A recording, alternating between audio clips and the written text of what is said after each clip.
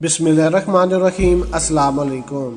प्यारे दोस्तों, गुज़िश्ता कुछ बरसों से इसराइल और अरब ममालिक के दरमियान ताल्लुकात में बेहतरी आ रही है। अब 4 अरब ममालिक की एक अहम कॉन्फ्रेंस इसराइल में मुनक्कद हो रही है, जिसमें शिरकत के लिए अमरीकी वज़ीर ख़ारजा भी इसराइल पहुँच चुके हैं। मुत्तहिद अरब अमारात, बहरीन, मराकश और मिस्र के वज़ीर ख़ारजा इस कॉन्फ्रेंस में शरीक हो रहे हैं।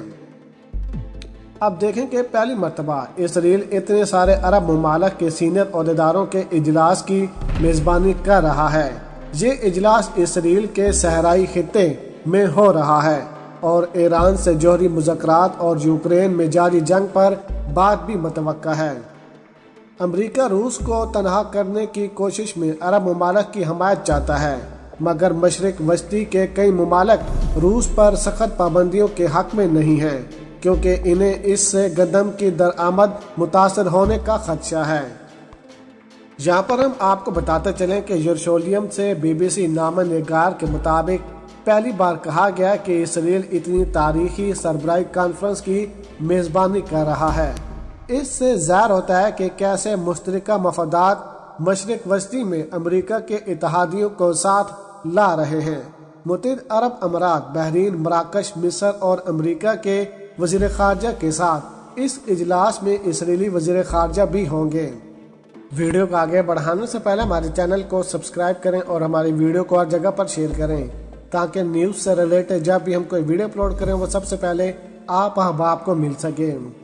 सबसे पहले तो हम आपको बताएंगे कि इस इजलास के इंतकाद का मौका अहम करार देते हुए यरूशलेम में मौजूद BBC से मुंसलिक सहाफ़ी ने कहा है कि ये टाइमिंग बहुत अहम है, क्योंकि मशरिक वस्ती में ताल्लुकात नए खतूत पर अस्तवार हो रहे हैं। अमरीका के तमाम इत्तेहादियों में अफरा तफरी है, बिलखसूस अफगानिस्तान से मुतल्लिक़ अमरीकी फैसले के बाद ये लोग खुद को एक तरह से गैर महफूज समझने लगे हैं। इस नुक्ता नज़र से ये इजलास बहुत अहम है, बिलखसूस इसलिए क्योंकि अमरीका भी इसमें शामिल है।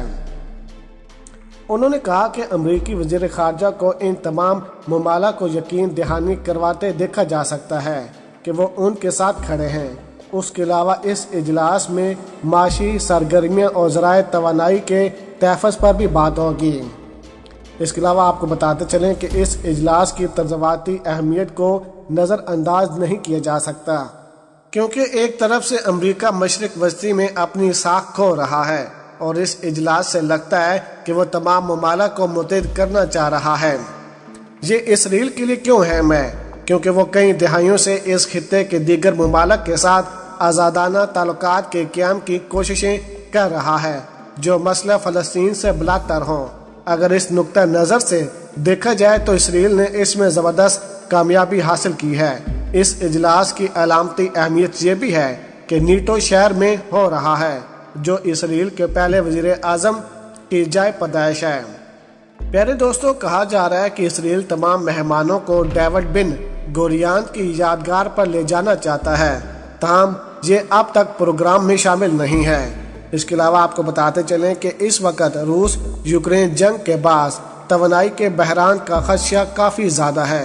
इसके अलावा आलमी मंडी में तेल की बढ़ती कीमतें वो मामला है जिस पर मशरिकी वस्ती के तमाम ममालिक बिलखसूस सऊदी अरब और दीगर इत्तेहादी अहम किरदार अदा कर सकते हैं।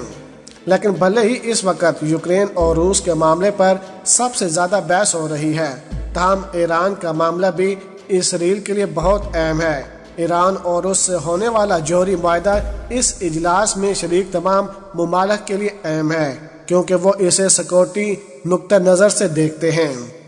याद रहे कि ये कॉन्फ्रेंस इसराइल के लिए बहुत अहम है। रूस और यूक्रेन के मामले में इसराइल इंडिया जैसे ही बहरान का शिकार है। दोनों ही ममालिक के लिए अपना रास्ता बचाना बहुत ही ज़्यादा मुश्किल है। अमरीका का करीबी इत्तेहादी होने के बावजूद इसराइल खुद साख्ता तौर पर सालस का किरदार अदा करने की कोशिश कर रहा है, क्योंकि इसे मालूम है कि रूस को नज़रअंदाज नहीं किया जा सकता। आज की सूरत-ए-हाल को देखें तो रूस के पास मशरिक वस्ती को गैर मुस्तहकम करने की पूरी सहलियत मौजूद है। जिस तरह रूस शाम में मौजूद रहा है, उसका इसराइल पर बहुत बुरा असर पड़ सकता है। इसराइल इंडिया जैसी ही सूरत-ए-हाल में है مگر وہ کوشش کر رہا ہے کہ کسی طرح امریکہ بھی ناراض نہ ہو اور وہ ایسا کچھ کر جائے کہ دونوں ممالک کے درمیان مثبت کردار ادا ہو سکے۔ اسرائیل بظاہر امریکہ کا حامی نظر آ رہا ہے، مگر یہ مکمل طور پر روس کے خلاف بھی ہے۔ اسرائیلی وزیر اعظم اگلے ہفتے انڈیا کا دورہ کریں گے، مگر اس سے قبل 30 مارچ کو اسرائیلی وزیر دفاع بھی انڈیا جائیں گے۔ ہریندر مشرا کے مطابق یہ بھی کہا جا رہا ہے کہ اسرائیل اور اس اجلاس میں شریک دیگر ممالک انڈیا کو اپنے وسیع تر پڑوسی ممالک میں پہلے نمبر پر شمار کرتے ہیں۔ اگر آپ نوٹ کریں تو گزشتہ برس اکتوبر میں جب انڈیا کے وزیر خارجہ ایس جے شنکر اسرائیل آئے تھے تو یہاں بھی ایک کووڈ جیسا اتحاد قائم ہوا تھا۔ یہ کہا گیا تھا کہ یہ مکمل طور پر اقتصادی نقطہ نظر سا ہے۔ امریکی وزیر خارجہ اینٹونی بلنکن نے بھی اس میں شرکت کی تھی۔ متحدہ عرب امارات کے وزیر خارجہ عبداللہ بن زائد نے بھی اس میں شرکت کی تھی۔ اس کووڈ اتحاد میں امریکہ، اسرائیل، انڈیا اور متحدہ عرب امارات شامل ہیں۔ اس کے بعد اقتصادی تعاون بڑھانے پر گفتگو ہوئی ہے۔ پیارے دوستو، انڈیا کے ان عرب ممالک کے ساتھ پہلے ہی اچھے تعلقات ہیں اور اسرائیل کے بھی ان کے ساتھ تعلقات میں بہتری آ رہی ہے۔ یہ واضح ہے کہ یہ اجلاس مستقبل میں بھی انڈیا کے لیے فائدہ مند ثابت ہو سکتا ہے اور بہت اہمیت کے حامل ہے۔ اسی وجہ سے نریندر مودی بھی اس اجلاس پر زور دے رہے ہیں اور بھارت اپنی پوزیشن مضبوط بنا رہا ہے۔ اسرائیل جس کے پاس ہر طرح کی ٹیکنالوجی ہے، وہ پہلے بھی بھارت کو سپورٹ کرتے ہوئے چین کے خلاف بیان دے چکا ہے۔ یاد رہے کہ خطے میں بھی گروپ بندی بن گئی ہے۔ اب دیکھیں کہ پاکستان چین کا الگ ایک بلاک ہے اور اب بھارت، اسرائیل، پاکستان چین کے نقش قدم پر چل رہے ہیں۔ بھارت نے اپنا جو وجود کھو دیا تھا اس کو پھر سے برقرار رکھنے کی کوششیں کر رہا ہے۔ نریندر مودی اس وقت عمران خان صاحب کے نقش قدم پر چل رہے ہیں، لیکن ہم مودی کو بتاتے چلیں کہ اب بہت زیادہ دیر ہو چکی ہے، کیونکہ اس وقت مودی، اب یاد رہے کہ چھوٹے لیول کے الیکشن مکمل طور پر ہار چکے ہیں۔ سب سے زیادہ جو ان کو ہار ہوئی ہے وہ کشمیر کے اندر سے ہوئی ہے، کیونکہ کشمیر کے آئین اور حیثیت کو چینج کیا گیا ہے۔